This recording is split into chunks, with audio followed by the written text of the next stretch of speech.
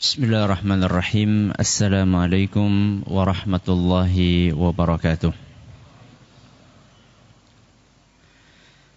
Innal hamdalillah nahmaduhu wa nasta'inuhu wa nastaghfiruh wa na'udzu billahi min shururi anfusina wa min sayyiati a'malina. May yahdihillahu fala mudilla lahu wa may yudlil fala hadiya lahu. وأشهد أن لا إله إلا الله وحده لا شريك له وأشهد أن محمدا عبده ورسوله يا أيها الذين آمنوا اتقوا الله حق تقاته ولا تموتن إلا وأنتم مسلمون يا أيها الناس اتقوا ربكم الذي خلقكم من نفس واحدة وخلق منها زوجها وبث منهما رجالا كثيرا ونساء واتقوا الله الذي تساءلون به والأرحام إن الله كان عليكم رقيبا يا أيها الذين آمنوا اتقوا الله وقولوا قولا سديدا يصلح لكم أعمالكم ويغفر لكم ذنوبكم ومن يطع الله ورسوله فقد فاز فوزا عظيما أما بعد فإن أصدق الحديث كتاب الله وخير الهدي هدي محمد صلى الله عليه وعلى آله وصحبه وسلم وشر الأمور محدثاتها وكل بدعة ضلالة. Kita panjatkan puja dan puji syukur kehadirat Allah Tabaraka wa Ta'ala. Pada kesempatan malam yang berbahagia kali ini, kita masih kembali diberi kekuatan, kesehatan, hidayah serta taufik dari Allah Jalla wa'ala, sehingga kita bisa kembali menghadiri pengajian rutin tafsir kita ini di Masjid Agung Darussalam Purbalingga. Kita berharap semoga Allah Tabaraka wa Ta'ala berkenan untuk melimpahkan kepada kita semuanya ilmu yang bermanfaat, sehingga bisa kita amalkan sebagai bekal untuk menghadap kepada Allah Jalla wa'ala. Amin ya Rabbal Alamin. Salat dan salam semoga senantiasa tercurahkan kepada junjungan kita Nabi besar Muhammad sallallahu alaihi wasallam, kepada keluarganya, sahabatnya dan umatnya yang setia mengikuti tuntunannya hingga akhir nanti. Bapak-bapak dan ibu-ibu yang kami hormati, dan juga segenap pendengar Radio Insani 102.2 FM di Purbalingga dan sekitarnya, para pendengar Radio Roja di Jakarta, di Bandung, di Berau, dimanapun Anda berada, para pendengar Radio Bas FM di Solotigo dan sekitarnya, para pendengar Radio Al-Hikmah di Banyuwangi dan sekitarnya, juga para pemirsa Yufi TV yang semoga senantiasa dirahmati oleh Allah Azza wa Jalla. Seperti biasanya, sebelum kita mengawali kajian malam hari ini, kita akan membaca surat yang kita bahas, yaitu surat At-Tin, dengan maksud untuk mengulang hafalan, dan juga mungkin ada beberapa yang belum benar atau kurang pas bacaannya bisa diperbaiki. A'udzu billahi minasy syaithanir rajim.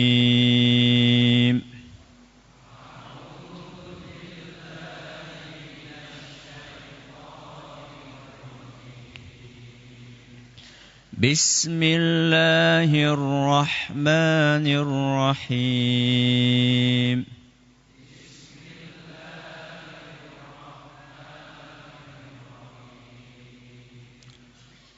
Sebagian jamaah ketika membaca Bismillahi itu kepanjangan. Karena itu hukum tajwidnya adalah mat tabi'i. Mat tabi'i itu berapa harokat? 2. Ya. Kalau Bismillahirrahmanirrahim itu berarti kepanjangan. Kalau 2 itu Bismillahirrahmanirrahim. Monggo.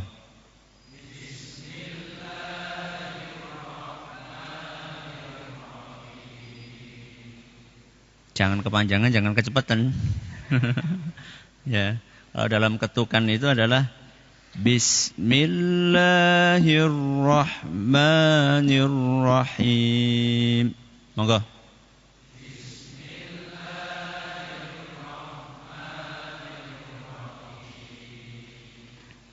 Wattini wazzaitun.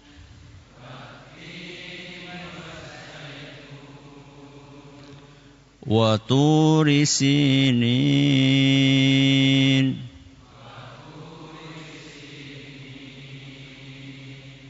وهذا البلد الأمين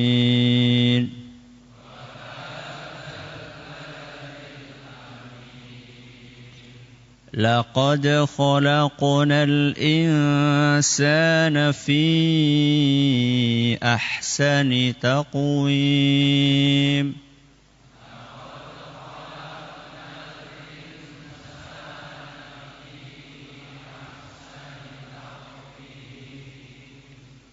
ثم رددناه أسفل سافلين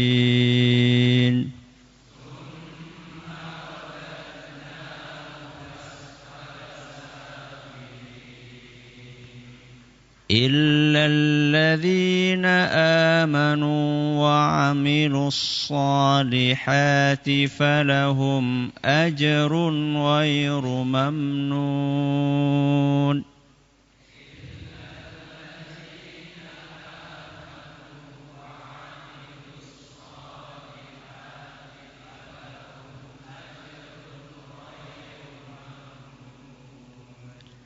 فما يكذبك بعد بالدين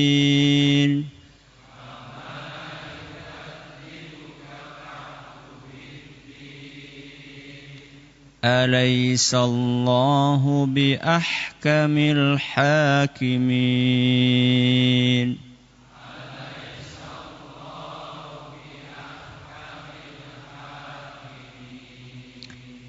Jamaah sekalian kami hormati, kemarin kita telah menyelesaikan tafsir ayat yang keberapa? Ayat berapa? Ayat kedua. Ya. Ayat yang kedua bunyinya apa? Watu risinin. Berarti malam hari ini kita akan membahas ayat yang ketiga. Bunyinya wa hadzal baladil amin, yang artinya demi negeri yang aman ini. Ya. Inilah sumpah yang keempat yang Allah sampaikan di awal surat yang mulia ini, yaitu surat At-Tin. Di sumpah yang keempat ini Allah bersumpah dengan Al-Balad Al-Amin, yang terjemahannya adalah negeri yang aman. Negeri yang aman di dunia ini banyak enggak? Banyak enggak? Banyak. Purbalingga aman enggak? Kira-kira masuk enggak kira-kira ini ayat ini? Tidak ada perbedaan pendapat di antara para ulama, alias mereka semuanya sepakat bahwa yang dimaksud dengan negeri yang aman dalam ayat ini adalah kota Mekah. Walaupun enggak disebutkan secara tersurat, secara eksplisit di dalam ayat ini bahwa negeri yang aman itu adalah Mekah, akan tetapi para ulama kita telah sepakat bahwa yang dimaksud dengan negeri yang aman di dalam ayat ini adalah kota Mekah. Ketika para ulama kita berijma, tentunya mereka melandaskan kesepakatan itu di atas dalil. Tidak asal berbicara. Apa dalil mereka? Dalil mereka antara lain adalah firman Allah Azza wa Jal di dalam surat Ali Imran ayat 97. Surat apa? Ali Imran ayat 97. Di dalam ayat tersebut Allah Subhanahu wa taala berfirman ketika menjelaskan beberapa keistimewaan kota Mekah.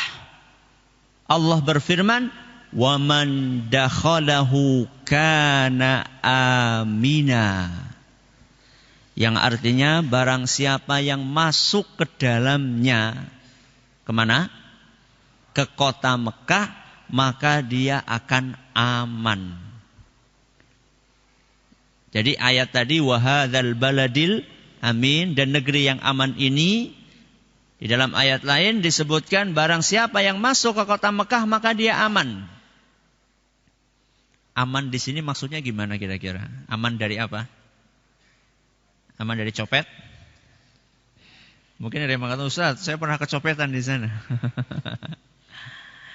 Para ulama kita mengatakan maksud dari aman di sinilah aman dari peperangan. Aman dari serangan musuh. Ya. Bahkan sebagian ulama seperti Imam Al-Qurtubi, beliau mengatakan bahwa termasuk aman juga, termasuk keamanan yang dimaksud dalam ayat tadi adalah keamanan dari bencana alam. Seperti contohnya gempa bumi. Pernah dengar Mekah gempa? Pernah? Belum. Bahkan gajah mau masuk aja nggak bisa. Peristiwa pasukannya siapa? Abroha. Nggak bisa masuk. Ditahan oleh Allah Subhanahu wa ta'ala.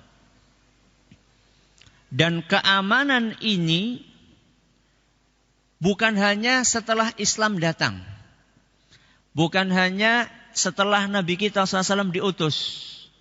Tapi juga pada zaman jahiliyah sudah dikenal yang namanya Mekah itu kota yang aman. Makanya di dalam banyak ayat Al-Quran, Allah menyebutkan Mekah ini sebagai kota yang aman dan damai. Antara lain dalam surat Al-Ankabut ayat 67. Dalam surat Al-Ankabut ayat 67 Allah Subhanahu wa taala berfirman, "Awalam yarau anna ja'alna haraman amina." Apakah mereka tidak memperhatikan bahwa kami, yaitu Allah Subhanahu wa taala, telah menjadikan negeri mereka, yaitu kota Mekah itu sebagai tanah yang suci, yang aman. Wa yutakhattafun nasu min haulihim. Padahal kota-kota yang ada di sekeliling Mekah banyak terjadi perampokan.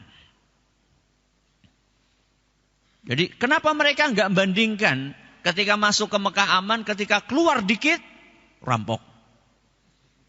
Dan ini sejak zaman jahiliyah. Orang masuk ke kota Mekah mereka udah tahu enggak boleh macam-macam walaupun dia penjahat. Ya. Begitu masuk kota Mekah mereka takut mereka. Ustaz, kondisi aman dan aturan untuk menjaga keamanan di kota Mekah itu sejak kapan Ustaz ada aturan seperti itu? Sejak kapan kira-kira? Sejak kapan? Yang bikin aturan itu siapa? Allah. Dan sejak kapan itu dibikin aturan seperti itu? Sejak diciptakannya langit dan bumi. Berarti sudah berapa tahun aturannya? Bumi ini lahirnya tahun berapa? Orang ngerti Ustaz. Sejak diciptakannya langit dan bumi, begitu diciptakan langit dan bumi, otomatis Mekah jadi kota yang aman. Sampai kapan aturan ini? Sampai hari kiamat. Nabi kita SAW bersabda dalam sebuah hadis yang diriwayatkan oleh Imam Muslim, "Inna hadzal balad harramahu Allahu yawma khalaqas samawati wal ard Sesungguhnya negeri ini, maksudnya Mekah, telah Allah haramkan. Nanti kita akan jelaskan maksudnya tanah haram itu apa. Kan sering kan kita dengar kata tanah haram. Apa maksudnya tanah haram? Nanti kita akan jelaskan. Sesungguhnya negeri ini telah Allah haramkan sejak diciptakannya langit dan bumi. Sejak hari diciptakannya langit dan bumi.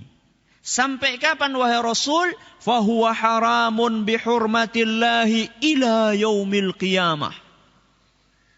Dan kota Mekah ini akan terus haram, akan terus suci, akan terus aman, akan terus damai sampai hari kiamat. Hadis riwayat Muslim. Dan yang merasakan aman itu bukan cuma manusia. Makhluk lain juga merasa aman. Seperti binatang dan pepohonan. Seperti binatang dan pepohonan. Dan itu memang dilarang oleh Nabi kita SAW untuk mengganggu mereka. Sehingga para binatang dan pepohonan itu mendapatkan jaminan keamanan dari agama kita. Ketika mereka masuk ke kota Mekah. Saya nggak tahu apakah mereka pada hijrah kota Mekah atau enggak. Ya begitu tahu ya ada pembunuhan misalnya, mereka apakah pada lari ke kota Mekah? Ini aturan yang diatur oleh agama kita. Di dalam sebuah hadis yang sahih, Abu Hurairah radhiyallahu anhu mengisahkan, "Lamma fatahallahu azza wa jalla ala rasulih sallallahu alaihi wasallam Makkah qama fin nas." Ketika Rasulullah sallallahu alaihi wasallam berhasil menaklukkan kota Mekah, lewat perang atau tidak? Lewat perang atau tidak? Masa enggak lewat perang? Masih ingat idza jaa nasrullahi wal fath? Pakai perang. Mereka semuanya pakai baju perang. Nanti kita akan jelaskan. Loh, katanya tadi aman. Kita akan jelaskan.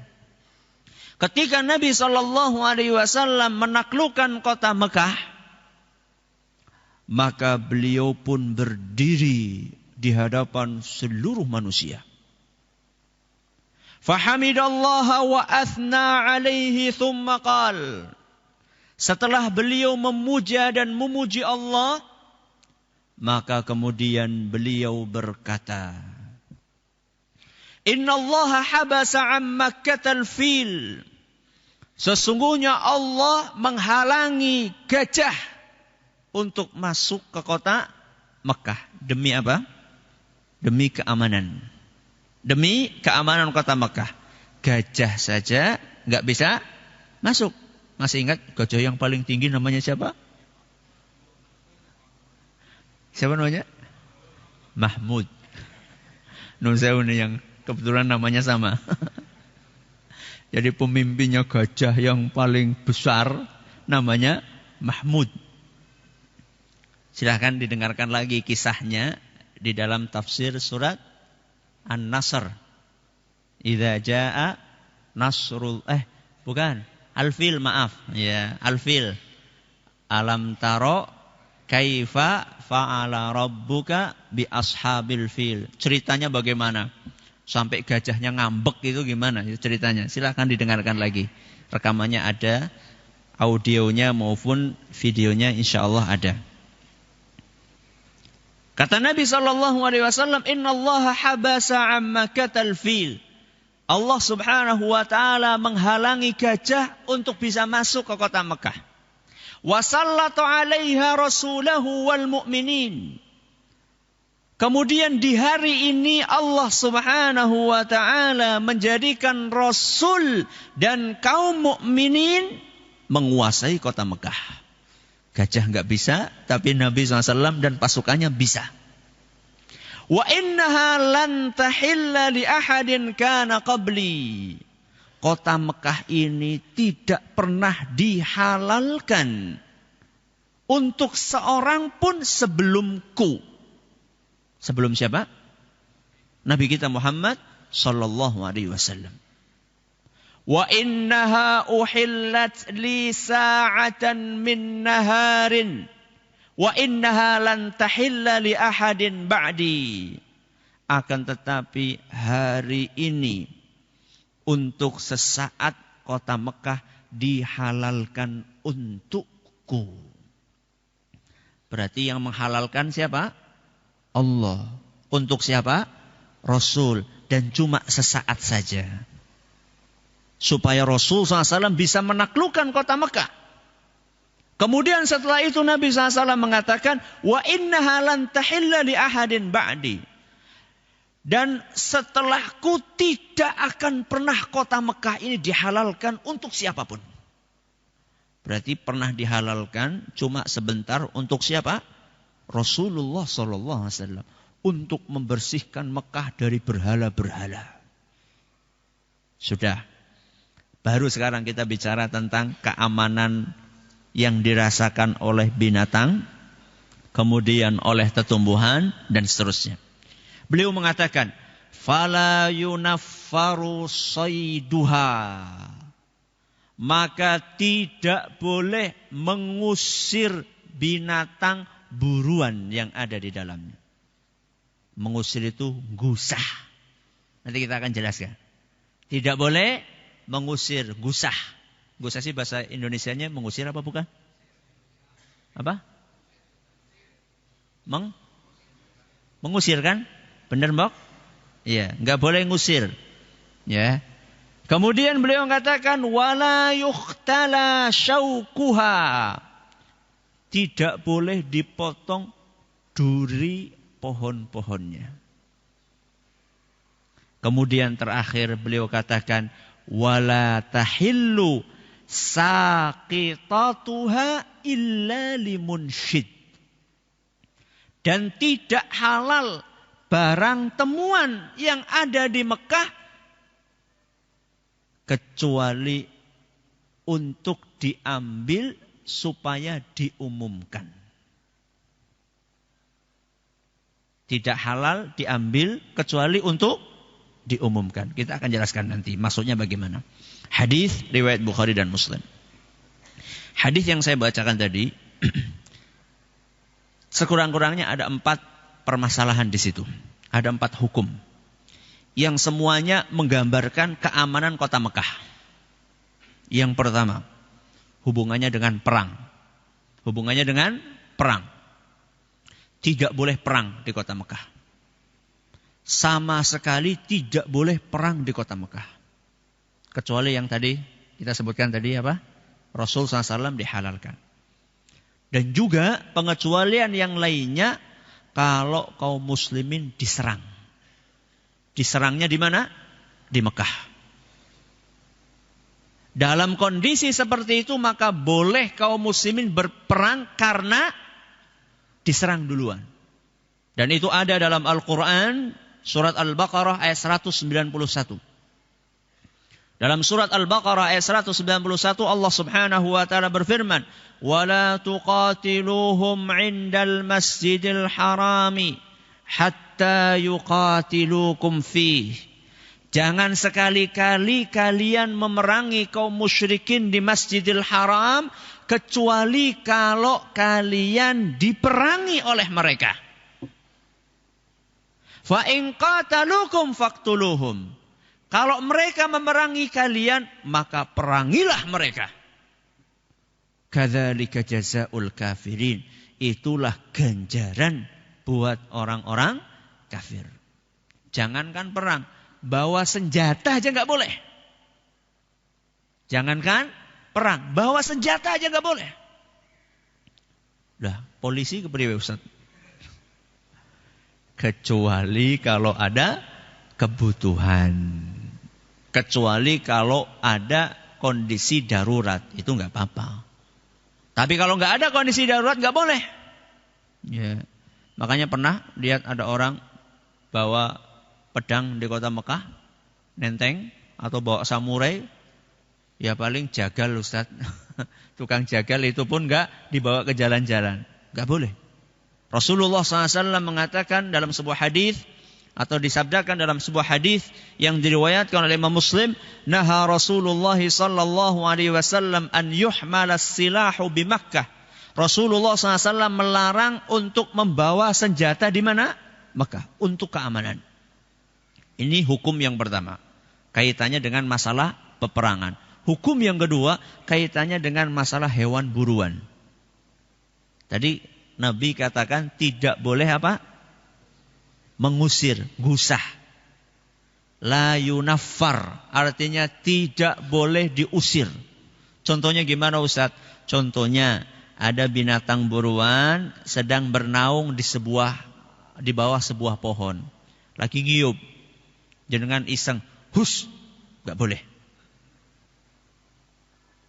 Contohnya ya, kayak misalnya hewan buruan, contohnya kayak apa? Rusa misalnya. Rusa lagi ngaso, ya, sedang istirahat di bawah sebuah pohon, kemudian datang-datang, kita pengen di situ, kemudian kita usir dia, enggak boleh. Ngusir saja enggak boleh. Apalagi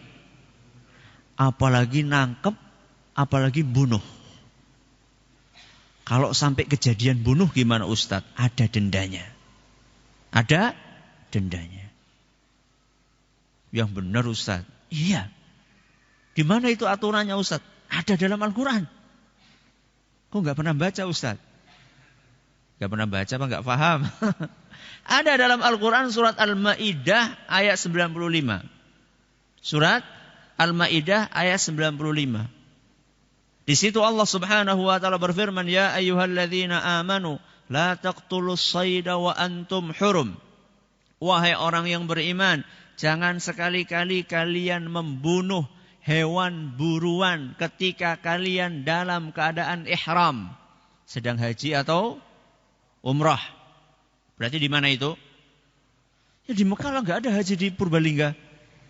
Ya haji dan apa? Umrah itu di Mekah. Ya. Jangan sekali-kali kalian membunuh hewan buruan ketika kalian dalam keadaan ihram. Wa man qatalahu minkum muta'ammida. Barang siapa yang membunuh hewan buruan dengan sengaja, fajaza'um mithlu ma qatala minan na'am. Maka harus membayar ya senilai hewan yang dia bunuh dari hewan ternak. Jadi dicari hewan yang senilai dari hewan ternak. Hewan ternak itu apa? Sing gede dhisik. Onta, sapi, kambing. Ayam ora mlebu lho. Kok ana sing kurban karo ayam kok. Ya, jadi kalau na'am, an'am, ya itu hewan ternak. Hewan ternak itu tadi kambing, onta, sapi, ya, kemudian kambing dengan segala spesiesnya. Ya. Terus gimana? Kata Allah Subhanahu wa taala, yahkumu bihi dzawa 'adlin minkum. Yang memutuskan hewan apa kira-kira yang senilai itu adalah 2 orang yang kapabel di antara kalian. Jadi ulama, ya. Jadi enggak sembarangan. Jadi jangan-jangan nanti ada yang laki cara nenyong semene. Enggak. Yang memutuskan adalah para ulama. Nah, Ustaz, contoh nih, saya kasih contoh. Fatwanya para sahabat. Kalau menurut jenengan, orang bunuh burung merpati. Bunuh burung merpati. Kira-kira dendanya apa? Ayam. Kan tadi sudah dikatakan, harus hewan ternak. Dan hewan ternak sudah kita sebutkan. Yang mana kira-kira? Sing paling cilik. Kambing. Iya. Dan itu fatwanya Umar ibn al-Khattab. Fatwanya Utsman bin Affan. Dan juga fatwanya Ibnu Abbas radhiyallahu anhum jami'an. Barang siapa yang membunuh burung merpati, maka dia harus ganti seekor kambing. Marem apa ora? Marem. Makanya bagi yang pernah umroh atau haji, akan melihat bahwa burung merpati seakan-akan tidak menemukan kedamaian melebihi kedamaian di mana? Kota Mekah. Bukan di pohon-pohon burung merpati itu. Di mana? Di pelataran masjid. Ratusan, ribuan mungkin. Gak ada satupun yang berani apa? Ngutik-ngutik. Kecuali anak kecil yang pelayon. Nah, karena ketidaktahuan dia.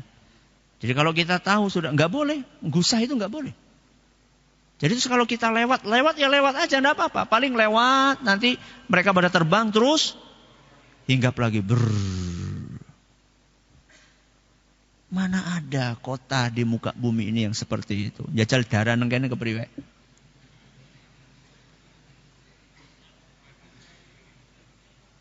Macam-macam. Anak kecil itu pelintang, apalagi. Makanya hati-hati yang bawa anak kecil, nanti ketika ke Mekah jangan bawa ketapel. Dan wah, kayak marum, kayak seneng banget. Subhanallah, luar biasa. Yang merasakan keamanan bukan cuma manusia, bahkan binatang pun merasa aman ketika tinggal di kota Mekah. Ini hukum yang kedua. Hukum yang ketiga kaitannya dengan tetumbuhan, dengan pepohonan. Tadi redaksi hadisnya la yuhtala syaukuha. Tidak boleh dipotong duri pepohonan. Duri. Nek rine biroli apa maning? Tangkainya. Apalagi pohonnya. Bayangkan, pohon pun merasa aman tinggal di kota Mekah. Maka berbahagialah pohon-pohon yang tinggal di kota Mekah.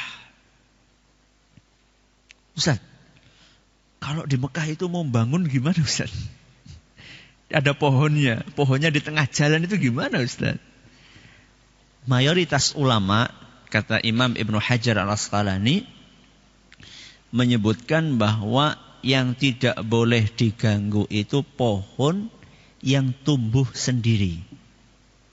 Tumbuh sendiri itu maksudnya ditumbuhkan oleh Allah, bukan ditanam oleh manusia. Nah, kalau pohon yang ditanam oleh manusia gimana Ustaz? Boleh. Ya. Makanya kalau diperhatikan itu di pinggir-pinggir kota Mekah, kota Madinah, jalan-jalan itu kan ada banyak pohon. Ya. Dan sesekali pohon itu dipangkas. Ya, kayak di sini dinas apa namanya? Taman kota. Iya. Dinas apa? Tata kota atau apalah, pokoknya gitulah sing kerjane ngetoki apa? Wit, ya. Di sana juga ada. Kenapa boleh? Karena itu ditanam oleh manusia. Sudah, ini hukum yang ketiga. Hukum yang keempat adalah yang kaitannya dengan barang temuan. Yang kaitannya dengan barang temuan. Kalau kita nemu barang di selain kota Mekah, aturannya gimana? Diumumkan selama 1 tahun. Kalau selama 1 tahun diumumkan gak ada yang ngaku, gimana? Gimana? Boleh panjenengan miliki. Itu aturannya. Dalam hadis yang sahih disebutkan seperti itu. Jadi kalau misalnya kita nemu apa misalnya, menemu jam misalnya. Bukan disimpan rapat rumah ditunggoni setahun. Tuh, diumumkan. Diumumkannya gimana Ustaz? Ya diumumkan ciri-cirinya. Jangan diumumkan aku nemu jam nang kiene anak kiene, nang kiene anak kiene. Terus anak tulisannya kayak gie, rinci sekali. Nanti aja mungkin saja ada orang yang datang. Ya, mungkin saja ada orang yang usah. Aku kayaknya jamku gue loh. Ciri-cirinya apa? Persis seperti apa yang tadi disebutkan diumumkan. Enggak, tapi disebutkan secara global. Saya nemu jam mereknya bukan merek. Saya nemu jam warnanya putih misalnya. Gitu saja. Pastikan di situ akan ada cirinya, misalnya di belakangnya kelihatan mesinnya misalnya. Jangan-jangan nanti jam saya yang hilang. Ya, di belakangnya kelihatan mesinnya. Kemudian ada goresan kayak gini. Dan itu nggak dikasih tahu. Cuma diumumkan, saya nemukan jam warnanya putih. Nanti kalau ada yang ngaku, ditanya ciri-cirinya kayak apa. Kalau dia bisa menyebutkan ciri-cirinya detil seperti ciri-ciri jam itu, maka serahkan kepada dia. Kalau ternyata sampai diumumkan setahun tidak ada yang ngaku, maka jam itu milik jenengan. Jadi harus dipahami, karena sebagian orang nemu langsung disedekahkan. Enggak, diumumkan selama 1 tahun. Kalau sudah 1 tahun diumumkan gak ada yang ngaku, monggo buat panjenengan. Nah Ustaz, kalau di Mekah bedanya apa? Kalau di Mekah, menurut mayoritas ulama, sebagaimana dituturkan oleh Imam Ibnu Hajar, kalau yang tadi yang kaitannya dengan tetumbuhan itu mayoritas ulama sebagaimana disampaikan oleh Imam Qurtubi. Kalau yang sekarang ini yang kaitannya dengan barang temuan, menurut mayoritas ulama sebagaimana dituturkan oleh Imam Ibnu Hajar, menurut mayoritas ulama hanya boleh diumumkan saja dan tidak akan boleh dimiliki oleh yang menemukan sampai kapanpun. Berarti gue nunggu mahku terus, Ustaz. Nah, sekarang di sana ada badan khusus. Biasanya bahasa Arabnya itu qismul mafqudat. Bahasa Inggrisnya lost and found. Lost artinya apa? Hilang. Found, nemu. Jadi bagian hilang dan nemu. Gitu ya. Ya semuanya bagian untuk menyerahkan barang-barang temuan. Kalau kita lihat tuh banyak sekali di situ. Ya. Mulai dari tas, kemudian jam, kemudian paspor, ya KTP, jangan KTP Purbalinggaan kanan ya. Dari seluruh penjuru dunia datang ke situ. Ya, bisa dibayangkan. Tapi kalau kayak sandal jepit ya orang mlebu ngono. Yo nyesek-ngeseki sih sandal jepit bukakan ngono. Yang dimaksud barang temuan ini barang temuan yang bernilai, ya, bernilai. Duit mangpe orang bakal mlebu ngono. Ya. Itu. Jadi ini kaitannya dengan keamanan. Jadi semuanya ini bermuara kepada keamanan. Dan ternyata keamanan yang ada di kota Mekah itu bukan hanya keamanan secara fisik. Termasuk juga keamanan secara pangan. Makanan. Ya. Secara makanan juga dijamin keamanannya oleh Allah Subhanahu wa taala. Allah sebutkan itu dalam surat Al-Qasas ayat 57. Dalam surat Al-Qasas ayat 57 Allah Subhanahu wa taala berfirman, "Awalam numakkil lahum haraman amina." Bukankah sejak dahulu kami telah menjadikan Mekah ini sebagai tempat yang aman bagi mereka. Kemudian Allah menafsirkan di antara bentuk amannya apa? Yujba ilaihi thamaratu kulli syai'. Didatangkan ke kota Mekah ini segala jenis buah-buahan. Segala jenis buah-buahan rizqan min ladunna, rizki dari kami. Siapa yang ngatur itu? Allah Subhanahu wa taala. Makanya kalau kita perhatikan kota Mekah, gersang toh? Gersang, tapi buah-buahan lengkap. Bahkan sebagian teman-teman saya yang dulu kuliah di Madinah itu baru ngelihat apel merah ya di sana. Nah, jadi seumur-umur itu belum pernah merasakan apel merah, ya dapatnya di sana. Jeruk, nanas, apalagi minta apa lagi di sana? Kelapa, apalagi? Duren. Ya buah-buah yang enggak ada di Indonesia ada di sana, yang ada di Indonesia juga ada di sana. Ya. Dan itu jaminan dari Allah Subhanahu wa taala. Kapan Ustaz? Seterusnya. Dari mana Ustaz bisa kita simpulkan bahwa itu berlaku seterusnya? Dari kata-kata yujba. Yujba itu dalam tata bahasa Arab fi'il mudhari'. Fi'il mudhari' itu kata kerja yang kaitannya dengan hari sekarang dan masa yang akan datang. Bahasa Inggrisnya apa ya? Present dan future. Jadi dalam bahasa Arab itu present dan future dalam satu kata, yaitu kata fi'il mudhari'. Mulanya belajar bahasa Arab ya, jadi paham ya. Itulah pentingnya belajar bahasa Arab. Di antara pentingnya belajar bahasa Arab, jadi kita paham bahwa ayat ini berlaku bukan cuma sekarang, bukan berlaku cuma dulu saja, sampai seterusnya. Subhanallah.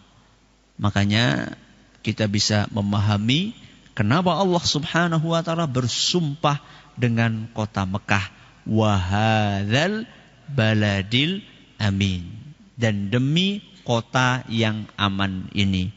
Aman dari peperangan, aman dari serangan musuh, aman dari bencana alam, aman untuk manusia, aman untuk binatang, aman untuk tumbuhan, aman untuk barang, temuan, dan juga aman dari sisi pangan, yaitu buah-buahan yang sangat beragam yang ada di kota Mekah.